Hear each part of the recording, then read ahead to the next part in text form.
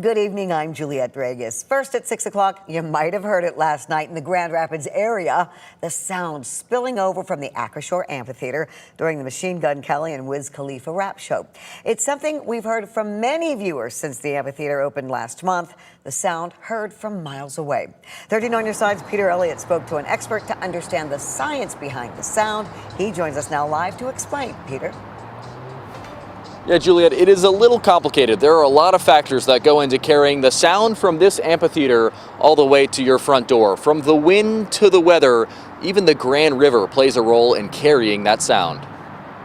Aubrey Barilli didn't have a ticket. Very loud. But the downtown resident and her famous feline, the S-Curve kitty, could hear last night's concert from the Acrisure Amphitheater. A concert like that, like MGK, is definitely a lot louder than like a lot of the country ones we've had. Just like Machine Gun Kelly and Wiz Khalifa, she's got some rhymes. It's a little bit more bass, a little bit more in your face.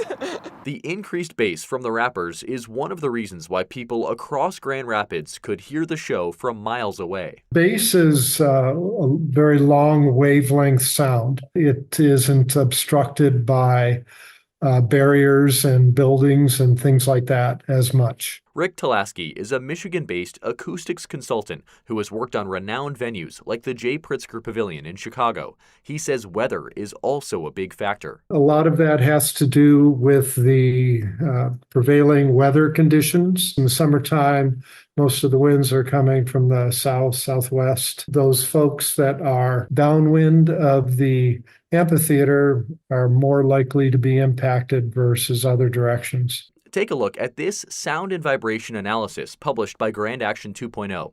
This map shows what the sound could be like during a show using a metric called dBA. That's not really a good metric for music level predictions. It de-emphasizes low-pitched sound, and low-pitched sound is often the most disturbing for people. He says it would be more appropriate to use dBc, which accounts for low-pitched sound. In terms of disruption, it would be a significant difference. The sound levels could change 5, 10, 15 decibels higher. Barilli understands why there's a flood of complaints. There's pros and cons to everything. I could see where it definitely gets frustrating for other people who are like, I didn't sign up for this. I don't want this.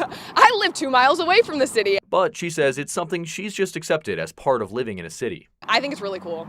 I want to go to a concert. I think on a beautiful sunny day, this will be a really good time. So I'm looking forward to that. The amphitheater is exempt from the city's noise ordinance. We reached out to the city for comment. You can see the full statement on your screen. A spokesperson says the city reviews complaints and is continuing to work with the venue's operators to monitor sound levels and evaluate future options. The Acrisure Amphitheater is managed by Legends Global, which also runs some of the other major venues in town, like the Van Andel Arena.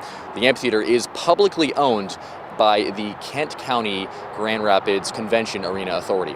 Live in downtown Grand Rapids, I'm Peter Elliott, 13 on your side.